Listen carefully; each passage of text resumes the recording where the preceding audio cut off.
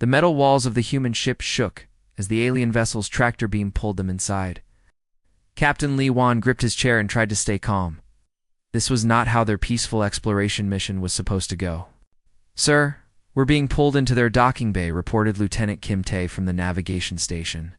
His voice was steady, but his hands trembled slightly on the controls. Commander Park Mina checked her weapon one more time. "How many of them do you think there are?" "Does it matter?" Juan replied quietly. "We knew this might happen when we left Earth. We're probably the first humans they've ever seen." The ship lurched to a stop. Through the viewport, they could see the inside of the alien vessel. It was huge, bigger than any human building. The walls glowed with soft blue light, and everything looked smooth and perfect, like it was grown rather than built. "Remember," Juan said to his crew, "we represent all of humanity today. Whatever happens, we show them what humans are made of." The airlock opened with a soft hiss. The first thing that hit them was the smell, clean, almost antiseptic, with something floral underneath. Then came the sound of footsteps, but not quite right. Too smooth, too rhythmic. 3 figures entered their ship. They were tall, nearly 7 feet, with skin that seemed to shimmer between silver and gold. Their faces were humanoid but perfect, like sculptures come to life. Their eyes were large and completely black, reflecting light like mirrors. "Greetings," the lead figure spoke, its voice carrying strange harmonics that made the humans' bones vibrate. "I am Veltar of the Apex Council. You will come with us." It wasn't a request. The humans were escorted through corridors that seemed to stretch forever. Other aliens watched them pass, some with tentacles instead of arms, others with multiple eyes, creatures that looked like walking crystals. All of them stepped aside quickly when they saw the Apex escorts. "They're afraid of them," Mina whispered to Juan.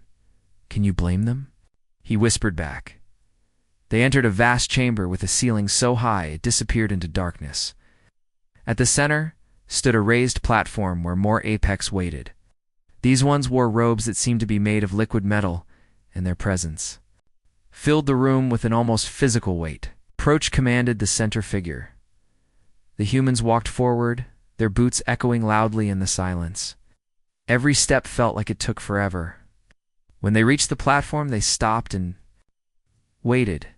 "You are from the world called Earth," the Apex leader said. Wasn't a question. "Yes," Captain Juan replied. "We come in peace. We were exploring, hoping to find others like us among the stars." The Apex leader tilted its head. Others like you? There are no others like you. You come from what we call a death world. Most species from such places do not survive long enough to reach the stars. "A death world?" Lieutenant Kim Tae asked. "Your planet tries to kill you every day, another." Apex explained. "Extreme weather, dangerous predators, natural disasters, disease. Most worlds that produce intelligent life are far more gentle." The humans looked at each other. They had never thought of Earth as particularly deadly. It was just home. "Have ruled this galaxy for 10,000 years, the lead Apex continued. "We maintain peace through strength. All species acknowledge our supremacy. It is the natural order. We're not here to challenge anyone," Juan said carefully. "We just want to learn to make friends." "Friends?" The Apex leader seemed amused. "Friendship requires respect. Respect requires understanding. You will demonstrate your worth, or you will return to your small world and remain there forever." The chamber fell silent. The weight of the moment pressed down on them. They were representing not just themselves, but all of humanity. Everything their species might become in the galaxy depended on what happened next. "What kind of demonstration?" Commander Mina asked. "Combat trials," Veltar replied. "We'll face challenges designed to test your capabilities. Most species submit after the first day. Some last a week. None have ever impressed us." The humans looked at each other again. They had no choice. Refuse, and humanity would be forever trapped in their own solar system. Accept, and they might die far from home. "We accept," Captain Juan said. The Apex leader's expression didn't change, but there was something in its black eyes that might have been interest. "Very well. Your species will send more of your kind. We will test them properly." How many? Juan asked. As many as it takes to break you, the apex replied, as they were led away to their quarters. The humans couldn't shake the feeling that they had just agreed to something far more dangerous than they understood. But they also felt something else, a stubborn determination that seemed to run in human blood. The apex wanted to break them. They would soon learn that humans didn't break easily. 3 weeks had passed since the first human volunteers arrived. The arena changed every day, creating new environments and new challenges. Today it looked like a rocky canyon with narrow passages and high walls. Sergeant Omin crouched behind a boulder, sweat dripping down his face. Beside him, Corporal Bass Sun checked his rifle for the 10th time. They could hear the apex soldiers moving through the canyon, their footsteps echoing off the stone walls. They're trying to push us toward the dead end, Sun whispered. I know, Min replied, then grinned. Let them think they are. The apex had been testing humans for weeks now. They expected them to fight like other species, with careful formations and predictable tactics. Instead, they found opponents who seemed to treat every rule as something to be broken. Above them, in the observation deck, the Apex Council watched with growing confusion. These humans lost more fights than they won, but they never lost the same way twice. Each defeat became a lesson, each mistake became knowledge. Watch this, Min said to Sun. He picked up a small rock and threw it toward the canyon entrance. The sound echoed loudly. The Apex soldiers immediately moved toward the noise, just as Min had hoped. While they were distracted, the two humans slipped through a narrow crack in the canyon wall that the Apex had dismissed as too small for combat use. They're not where they're supposed to be, one of the Apex Council members said, sounding annoyed. Agreed another. They keep doing things that make no sense tactically. But it worked. Min and Sun emerged behind the Apex soldiers, who were still searching for them at the canyon entrance. The humans opened fire with their primitive weapons, forcing the superior forces to take cover. In another part of the arena, Private Kong, you faced a different challenge. She stood in what looked like a maze, with walls that moved and shifted every few minutes. Most species tried to memorize the layout or find a pattern. She did something different. She started breaking the walls. Her combat knife wasn't designed for this, but she didn't care. She chipped away at the strange material, creating small marks that wouldn't disappear when the walls moved. Soon, she had a trail of tiny scratches that led back to the entrance. Impossible, muttered an Apex observer. The walls are made of reinforced quantum crystal. She's not trying to break through, another realized. She's just making marks. You continued her work, methodical and patient. When the walls shifted again, she followed her scratches and made new ones. Slowly, she was mapping the entire maze, one small mark at a time. Dr. Choi Yoon sat in her holding cell, but she wasn't idle. They had separated her from the others, claiming it was for fair testing conditions. But she suspected the real reason was that the Apex had noticed she was studying them as much as they were studying her. Every time they brought her food or water, she observed her guards. She noticed how they moved, how they spoke, what seemed to make them uncomfortable. She was learning their patterns, their weaknesses, their psychology. You watch us carefully, one of her guards said one day. I'm curious, Yoon replied simply. Your species is fascinating. We are superior, the guard stated. In some ways, yes, Yoon agreed. Your technology is amazing, your physical abilities are impressive. But you all move the same way, think the same way. That's interesting. The guard seemed puzzled by this observation, but said nothing more. Back in the arena, the day's challenges were ending. The humans had lost most of the individual battles, but something strange was happening. They were getting better faster than anyone expected. Captain Name Ho helped engineer Park Dahl to his feet after another difficult test.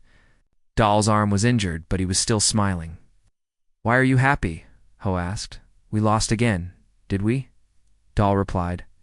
I learned 3 new things about their weapons today. Sun figured out how to use their own cover against them. He was mapping spaces they thought were impossible to map. We're not just losing, we're learning. In the council chambers, the Apex debated among themselves. The tests had gone on longer than usual. Most species either submitted quickly or were broken within days. The humans showed no signs of either. Perhaps we should increase the difficulty, suggested Council Member Zekin. No, the leader replied thoughtfully. Something else is happening. Here, these humans are not just enduring our tests. They are studying us. That's impossible, another council member protested. They're primitive. Look at their weapons, their equipment. They have no advanced technology at all. Technology is not the only form of advancement, the leader said quietly. Watch them more carefully. They adapt faster than any species we have encountered. They learn from every failure. They turn disadvantages into advantages. Why the observation was troubling.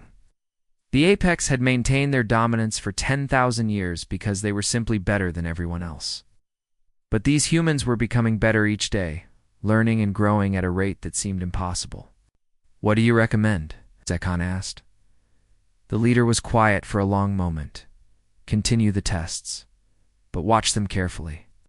I begin to suspect we are not testing them anymore. We are teaching them to fight us. The implications of this realization would soon become clear to everyone. The arena had become a nightmare. What started as combat training had turned into something much darker. The apex weren't just testing human abilities anymore. They were trying to break human souls. Captain Nameho held Private Kang Yu as she shook. From the neural disruptor's effects, device had filled her mind with her worst memories, forcing her to relive every moment of pain and fear from her childhood. Around them, the rest of the team prepared for what they knew would be another terrible test. They want us to give up, Yu whispered, her voice rough from screaming. Then we don't give them what they want, Ho replied firmly. The tests had grown.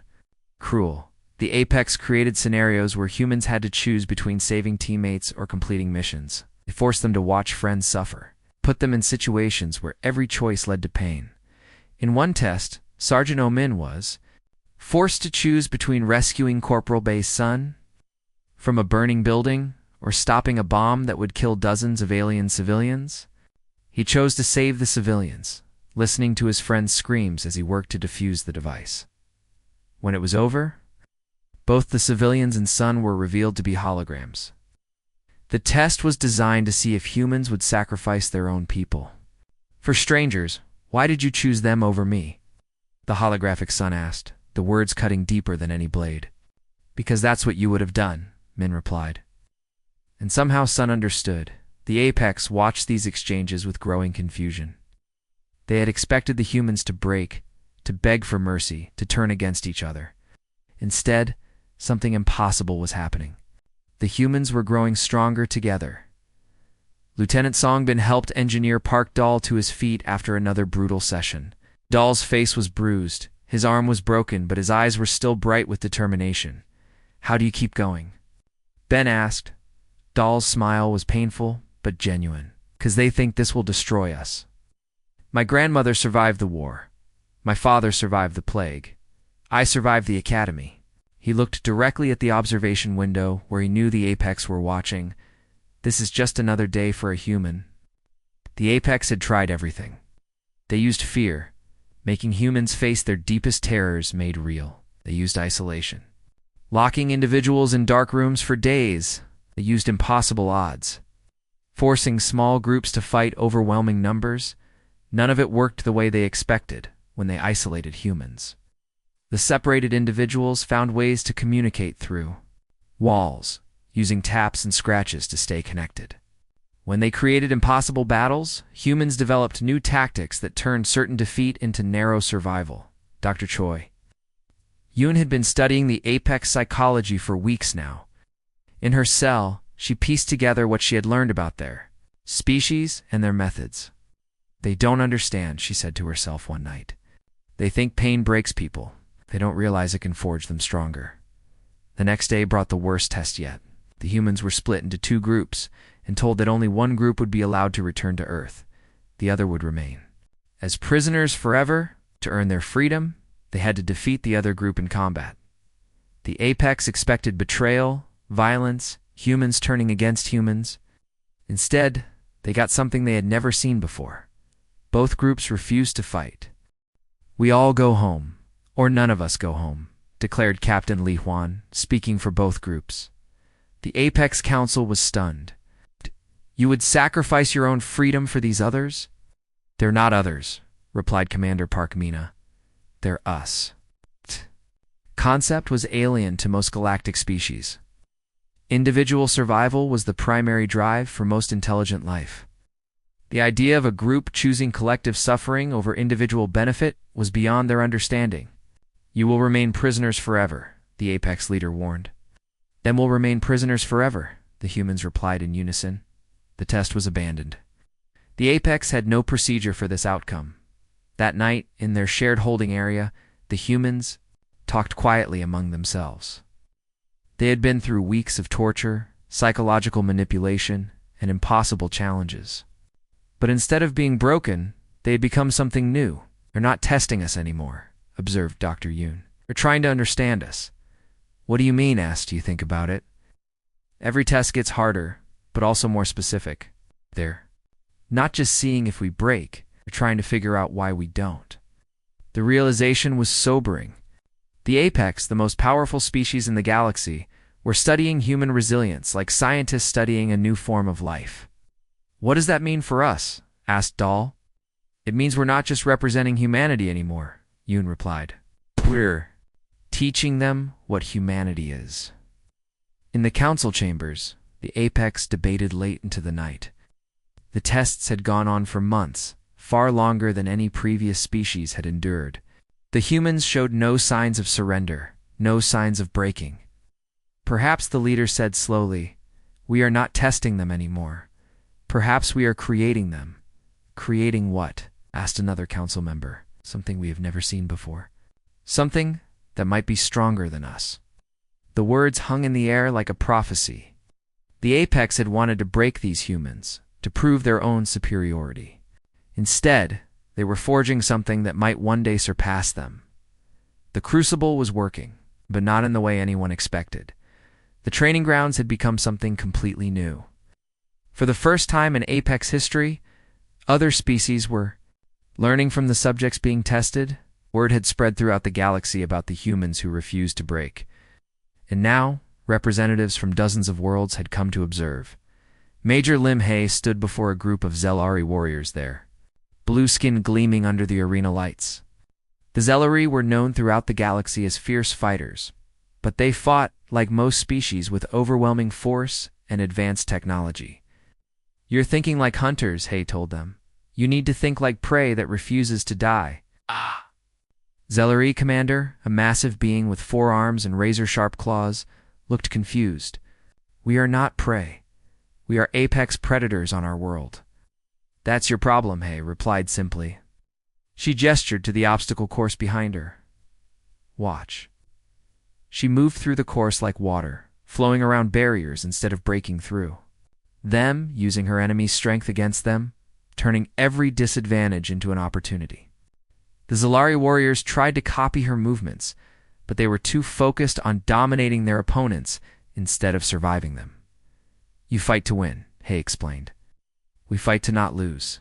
There's a difference. Dr. Anju had been given something. Unprecedented access to the Apex historical archives. No other species had ever been granted this privilege. She studied their records. She began to understand the true nature of their civilization. They've been on top for so long, she reported to the other humans during their brief rest period. They've forgotten what it feels like to climb. The Apex had evolved on a paradise world. Perfect climate, no natural predators, abundant resources. They had achieved dominance through natural gifts and superior technology, but they had never been tested the way life on Earth had tested humanity. They're not testing us to see if we're worthy, Commander Li Su said quietly. They're testing us to see if we can teach them to be worthy again. The realization was stunning. The Apex, for all their power, had grown soft. They maintained order through fear and superior weapons, but they had lost the hunger that had once made them truly dangerous. Captain Go Wu was demonstrating urban combat tactics to a mixed group of alien officers. His methods were brutal and efficient, born from humanity's long history of warfare against their own kind. On Earth, he explained to the assembled group, we learned that the strongest doesn't always win. the one willing to pay the highest price does. A crystalline being from the Quartz Confederation raised what might have been a hand. Your species fights its own kind? Constantly, Go-Wu replied. For thousands of years, we've learned to fight in every environment, against every advantage, with every possible disadvantage. The aliens exchanged glances. Most species had achieved peace on their homeworlds before reaching the stars. The concept of endless warfare was foreign to them. How do you survive such violence? Asked a tentacled creature from the depths. We adapt, Go-Wu said simply. Every war teaches us something new. Every defeat makes us stronger for the next fight. In the Apex observation chambers, the Council watched these exchanges with growing unease. They had intended to demonstrate their superiority by breaking the humans. Instead, they found themselves studying human tactics, human psychology, human methods of survival. They're teaching our subjects, Council Member Veltar observed. More than that, the leader replied, they're teaching them to be like humans. The implications were terrifying. The Apex had maintained control through the simple fact that they were better than everyone else. But these humans were showing other species how to be better than they were. Private Kong, you worked with a group of young Apex warriors teaching them hand-to-hand combat. The Apex were stronger, faster, and more agile than any human. But they fought with perfect technique and predictable patterns. Stop thinking, you told them. Fighting isn't about being perfect. It's about being unpredictable, she demonstrated.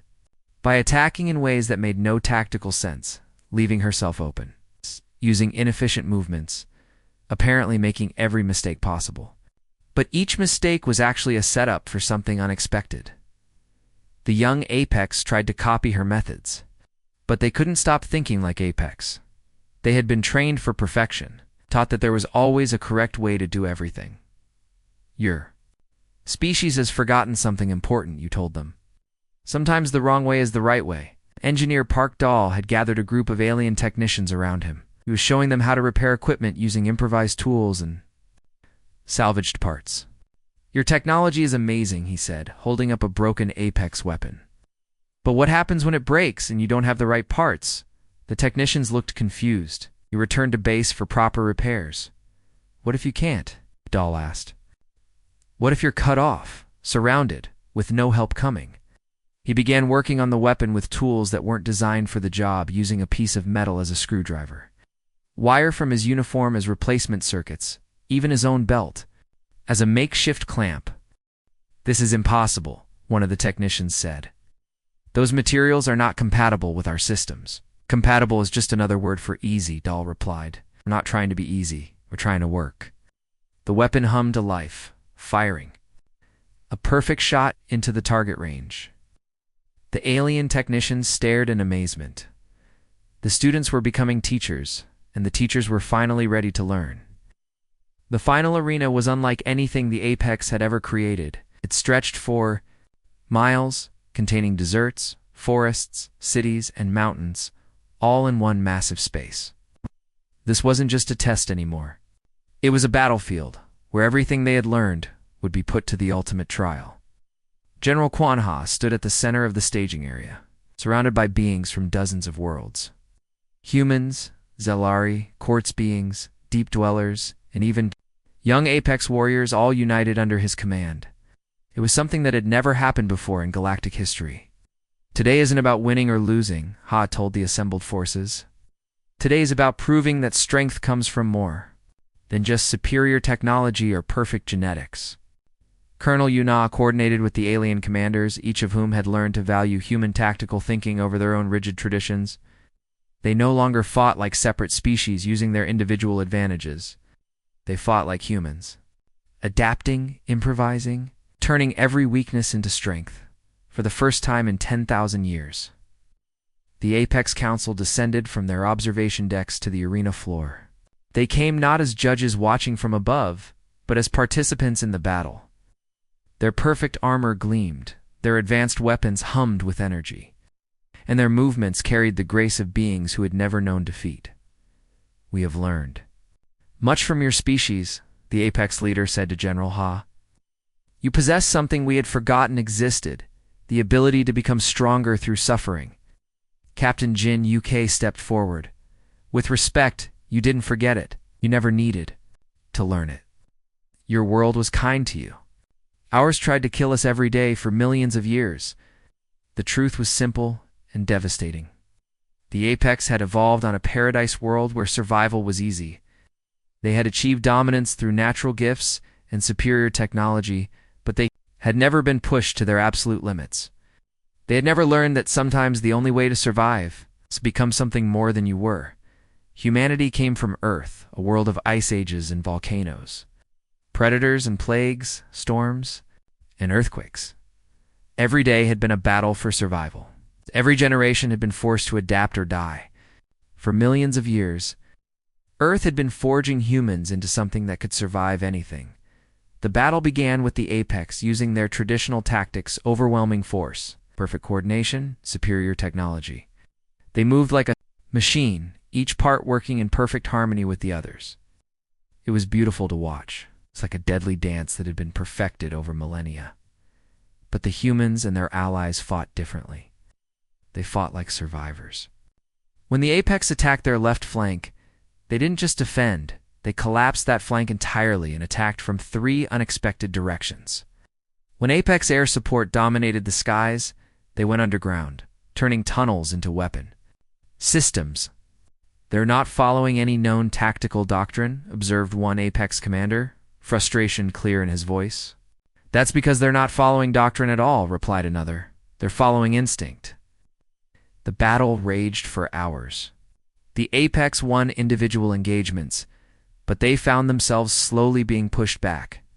Every time they gained an advantage, the humans found a way to turn it against them. Every time they adapted to human tactics, the humans changed their approach entirely. Sergeant Omin led a group of mixed species through the urban section of the arena. They moved like ghosts, using the Apex's own superior senses against them. By creating false sounds and misleading scents, the Apex could track them perfectly, but they kept tracking them to the wrong places. How are they doing this? An Apex warrior asked his commander. They're not trying to hide from us, the commander realized. They're trying to be found in places where we can't use our advantages. Dr. Choi Yoon had positioned herself where she could observe the entire battlefield. She watched the Apex commanders growing more and more frustrated as their perfect plans fell apart against human unpredictability. They still don't understand, she murmured to herself. They think warfare is about being better than your enemy. We know it's about being more willing to pay the price for victory. The turning point came when the Apex leader himself entered the battle. He was everything the Apex represented: perfect, powerful, seemingly invincible. He moved through the human forces like a force of nature, his weapons cutting through their defenses with ease. But then he made a mistake. He became predictable. Private Kong, you had been watching him fight, learning his patterns. When he attacked her position, she did something no military academy would teach. She let him hit her. The blow sent her flying, but it also put him exactly where she needed him to be. The improvised explosive device she had been carrying detonated. Not to kill him, but to collapse the building they were fighting in. As the structure came down, you grabbed the Apex leader and pulled him into a protected alcove she had prepared. They sat in the rubble together. Both injured, both trapped, both dependent on each other for survival. Why did you save me? Leader asked. Because that's what humans do, you replied simply. We survive together, or we don't survive at all. The battle ended not with victory or defeat, but with understanding. The Apex had learned that true strength wasn't about being the best at everything. It was about being willing to sacrifice everything for what mattered most.